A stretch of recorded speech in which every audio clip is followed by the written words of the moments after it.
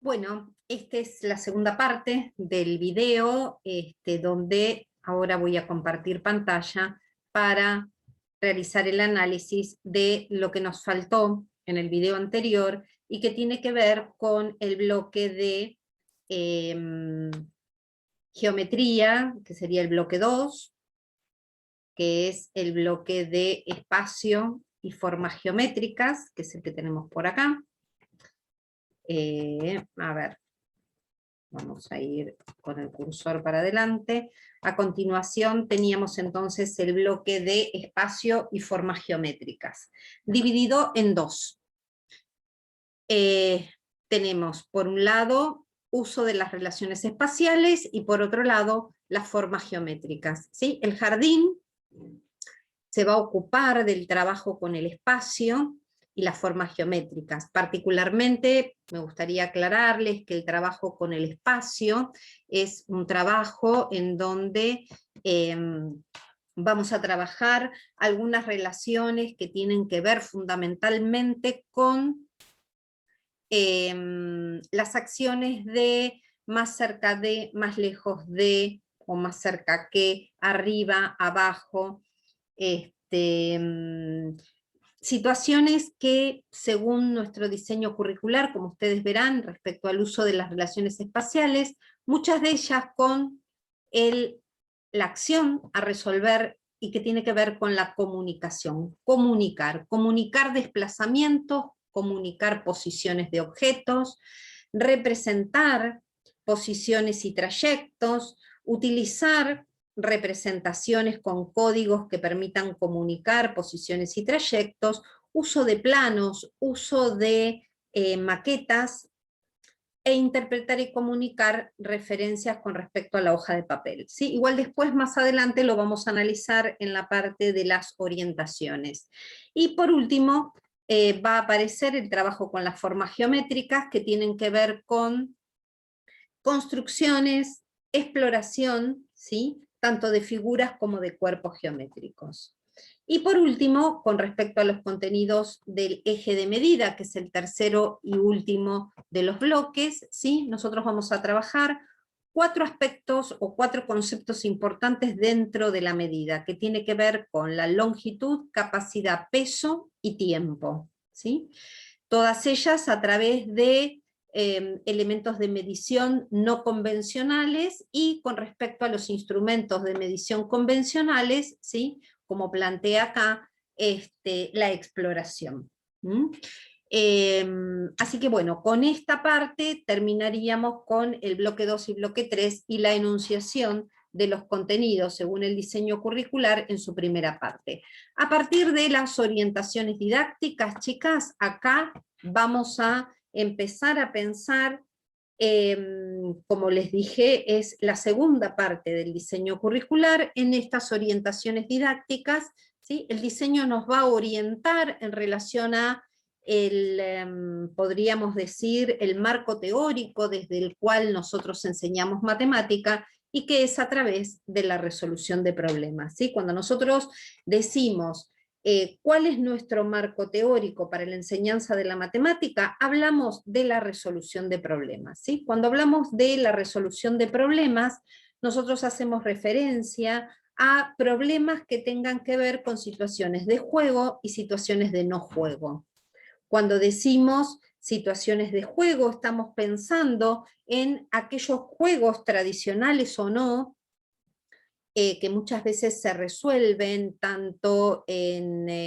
se realizan tanto en la casa como en el jardín. Nosotros tomamos la actividad propia del niño y que tiene que ver con el juego, ¿sí? Tomamos esa actividad propia y la transformamos dentro de la sala para resolver problemas a partir de estas actividades con situaciones de juego, ¿sí? Por ejemplo, nosotros trabajamos con dados, trabajamos con cartas, trabajamos con juegos tipo juego de la oca, trabajamos con todas aquellas actividades y aquellos juegos propios que realizan los niños. Jugamos a la rayuela, jugamos al gallito ciego, jugamos a la búsqueda del tesoro, ¿sí?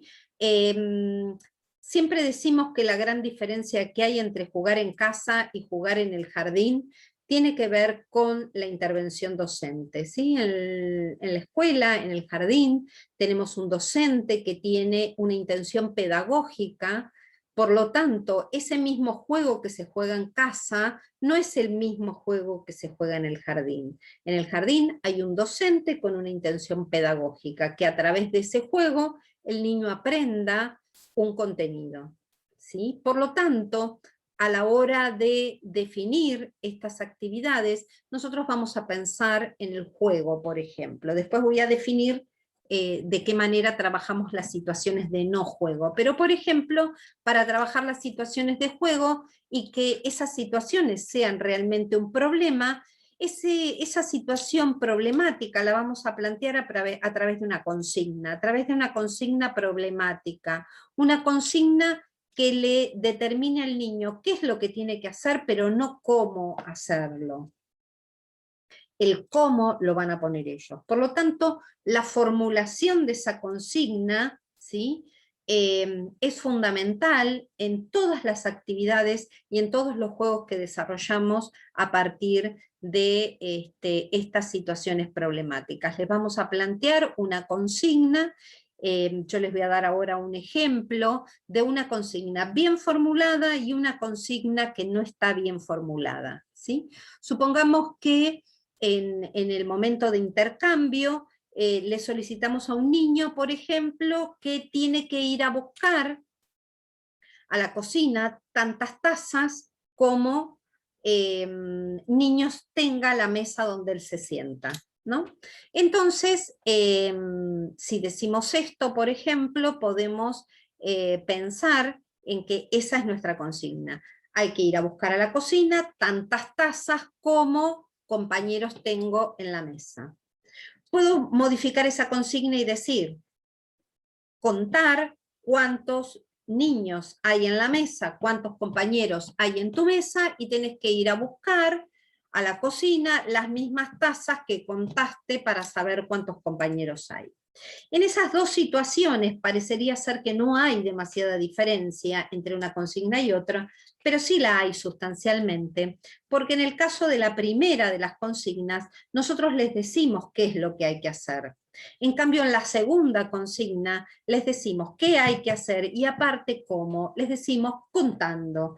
Y en realidad en esta formulación de consigna aparece una palabra que parecería no ser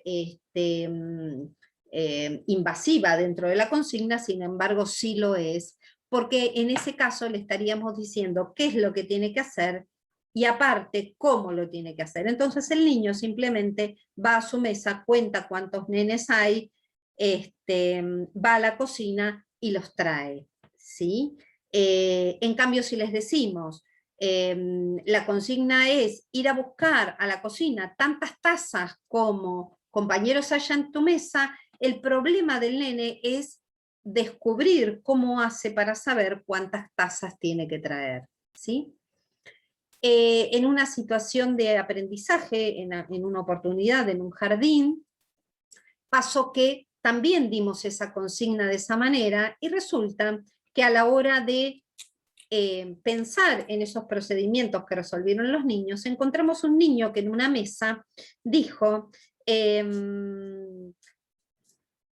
tengo un compañero al lado, voy, busco una taza, la dejo sobre la mesa, tengo otro compañero, voy, busco una taza, la dejo sobre la mesa, tengo un tercer compañero, voy a la cocina, traigo una taza, y en ese momento el niño lo que hizo fue realizar una correspondencia uno a uno. Y en realidad lo que nosotros queríamos con esta actividad es que se diera cuenta que lo primero que tenía que hacer era contar, y una vez que había contado, lo que tenía que hacer era buscar tantas tazas como las que había contado. Entonces, frente a esta resolución del niño, reconstruimos la consigna y resulta que quedó de esta manera. Deberán ir a buscar a la cocina tantas tazas necesarias para cubrir la cantidad de compañeros que haya en dicha mesa, pero todo eso en un solo viaje. Entonces, al agregar la parte del solo viaje, ¿sí?, inhibimos esta posibilidad de ir a buscar una y dejarla, ir a buscar otra y dejarla. Fíjense que entonces la formulación de la consigna es tan importante que en la formulación aparece el procedimiento de resolución de los niños frente a estas actividades, y aparte de esa resolución, ¿sí?, aparte de esos procedimientos, también definen los contenidos, porque en un caso estaríamos utilizando la correspondencia como contenido, y en el otro caso estaríamos usando el contenido, el conteo, perdón. Y si nuestro objetivo es que el niño cuente, entonces el contenido es conteo en distintas situaciones, por ejemplo, ¿sí? Bueno, todo esto va a aparecer en el diseño curricular, definiendo el concepto de resolución de problemas, que lo tienen por acá, y que, bueno, yo las invito a que ustedes lo puedan leer y analizar, ¿sí? En otra instancia de estas orientaciones didácticas aparece el trabajo autónomo de resolución, que algo dijimos a la hora de analizar el índice, ¿sí?, en este trabajo de autonomía, ¿no?, en donde el niño de alguna manera deberá poder ser capaz de resolver aquellas situaciones con estas consignas que nosotros les planteamos en la sala, pero de la manera más autónoma posible, ¿sí? ¿Para qué esto? Bueno, para que comience a ver que con lo que él sabe y con el trabajo en conjunto con sus compañeros, esto es algo que va a poder ir resolviendo, y que por supuesto con la orientación de la maestra. Bueno, acá tienen para leer todo lo que tiene que ver con el trabajo autónomo, hay bastante para leer. Luego aparece la validación de las producciones, que también algo dijimos, ¿no? Un niño que puede validar es un niño que puede comprobar si lo que hace está bien, sin necesidad de depender continuamente de una maestra que le diga si lo que hizo está bien o no. Y en este caso, la validación es un aspecto muy importante en el desarrollo final de una clase, en donde una vez resuelta la situación problemática, el maestro deberá tomar estos aspectos de las comprobaciones para reflexionar con los niños, es decir, poner en términos de comunicación lo que hizo y cómo lo hizo, ¿sí? Así que las invito a leer también esta parte de validación, insisto, que tiene que ver con la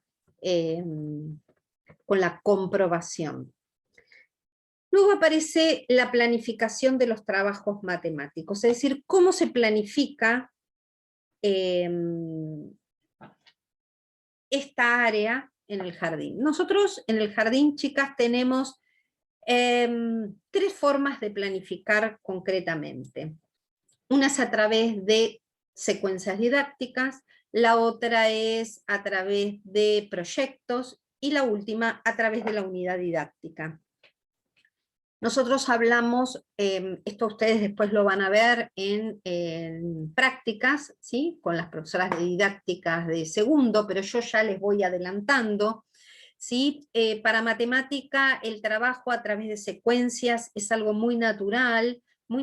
¿Por qué? Porque muchos contenidos se relacionan con otros contenidos, ¿sí? Para esto, por ejemplo, les doy un ejemplo, ¿no es cierto? Si nosotras queremos, por ejemplo, trabajar la escritura de números, es decir, cómo escribimos números, para poder diferenciar los números y poder escribirlos, antes de poder escribirlos, necesitamos un niño que pueda primero contar números.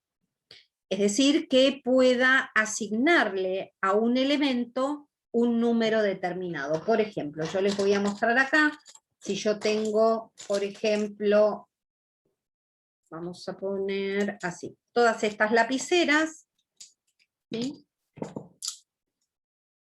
Voy a decir una lapicera, 2 lapiceras, 3 lapiceras, 4 lapiceras. Es decir, asigno a cada elemento un valor determinado, de tal manera que yo digo que en este conjunto de lapiceras, en total hay 4. Entonces el 4 es el cardinal que va a representar la cantidad de lapiceras que tengo acá. Si tengo esta cantidad de lapiceras, voy a decir que el cardinal que va a representar a esta cantidad de lapiceras es el número 3. Lo que necesito para poder entonces asignar ese cardinal es contar, ¿está bien? Pero resulta que antes de contar, yo lo que necesito es un niño que sepa que primero va el 1, después va el 2, después va el 3, después va el 4, es decir, que el recitado de la sucesión de números, ¿sí?, sea ordenada, ¿sí? Porque nosotros podemos tener un niño, por ejemplo, que recite y que diga 3, 8, 9, 25, 4. Está diciendo números, lo que pasa que no corresponden a una sucesión de números y de manera ordenada. Entonces, ¿qué necesitamos primero? Que antes de que el niño cuente, que pueda saber esta sucesión ordenada de números, ¿sí? Entonces, naturalmente los contenidos de matemática vienen dados de manera ordenada. Primero necesitamos que sepa la sucesión ordenada de números para que después pueda contar y entonces que no diga 2, 3, 5, 24, sino que diga 1, 2, 3, 4, es decir, que conozca la sucesión ordenada de números. Y cuando tenemos un niño que conoce la sucesión ordenada de números, entonces seguramente va a poder reconocer cómo se escriben los números. Por eso la matemática naturalmente, ¿sí?, es un área en donde en general los contenidos están ordenados de acuerdo a una secuencia, ¿sí? Entonces, bueno, la secuencia del trabajo y de la planificación matemática tiene que ver con esto, ¿no? Con ordenar esas clases de tal manera que los contenidos estén ordenados y tengamos una sucesión, una secuencia de actividades relacionadas entre sí, ¿sí? Por otro lado, otra de las formas de planificar es mediante las unidades didácticas. Las unidades didácticas son un recorte de la realidad. Nosotros enseñamos contenidos a través de este recorte. Ese recorte, por ejemplo, puede ser la sala, puede ser la plaza del barrio, puede ser la salita de primeros auxilios, puede ser el club del barrio, puede ser los bomberos. Digamos, en ese recorte de la realidad, nosotros lo que vamos a hacer es pensar actividades que podamos relacionar con ese recorte, siempre que sea posible. Y esto es una aclaración muy importante. ¿Qué quiere decir siempre que sea posible? Bien, tratar de no forzar los contenidos de tal manera de querer meterlos dentro de ese recorte y resulta que no haya forma. Por ejemplo, supongamos que estamos organizando el acto del 25 de mayo y nuestro recorte tenga que ver con ese acto o con la celebración de el 25 de mayo. Quizás para matemática no haya forma de relacionarlo, por lo tanto, bueno, esta área no va a participar de esa unidad didáctica, por ejemplo, ¿sí? Y la tercera forma en la que nosotros dividimos el trabajo en el jardín tiene que ver con un proyecto. ¿Qué es un proyecto? Bueno, un proyecto es un recorte que tiene básicamente un producto final, ¿sí? Por ejemplo, a ver, para que tengan una idea, yo puedo pensar en una unidad didáctica que sea la plaza del barrio, donde se encuentra el jardín, ¿sí? Y un proyecto puede estar incluido dentro de esa unidad didáctica, en donde, por ejemplo, nuestra idea sería construir cestos de basura para distribuir, por ejemplo, en la plaza del jardín, en la plaza donde está el jardín, ¿sí? Entonces, qué sé yo, nuestro proyecto puede tener que ver con la construcción, ¿sí? Como digo, de estos cestos de basura, o podemos pensar en un proyecto que tenga como finalidad aprender cuestiones que tengan que ver con el medio ambiente para que nuestra plaza esté en condiciones y limpia, ¿está bien? Entonces, las actividades de matemáticas serán aquellas que favorezcan la posibilidad de generar este proyecto en un producto final, como puede ser el armado de estos cestos de basura, por ejemplo, ¿sí? Y ahí tendríamos de alguna manera la forma de planificar este trabajo matemático. Acá aparece la secuencia de trabajo, ¿sí? Bien. Luego aparece la organización del grupo, que también se los dejo para que ustedes lo tengan en cuenta. En nuestro trabajo matemático dentro de la sala, la organización del grupo es fundamental, ¿sí? Tener en cuenta que a veces hacemos actividades para ser resueltas de manera individual, otras veces tenemos actividades que se resuelven de a 2, otras de a 4, otras por mesa, otras con todo el grupo total.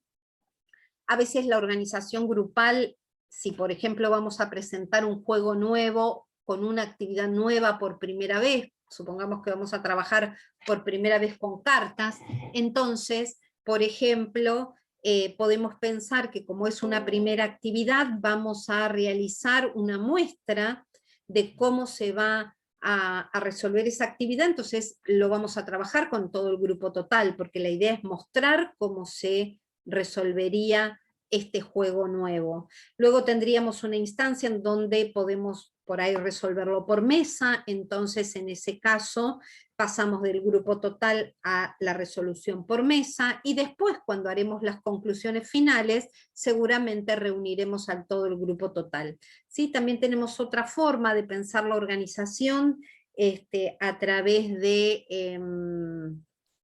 grupos homogéneos o grupos heterogéneos, ¿sí? Un grupo homogéneo es aquel grupo en donde todos los participantes tienen los mismos intereses o el mismo tipo de pensamiento para la resolución, y a veces tenemos grupos heterogéneos en donde justamente hay disparidad en cuanto al conocimiento de los niños, y esto también favorece a la resolución de actividades, ¿sí?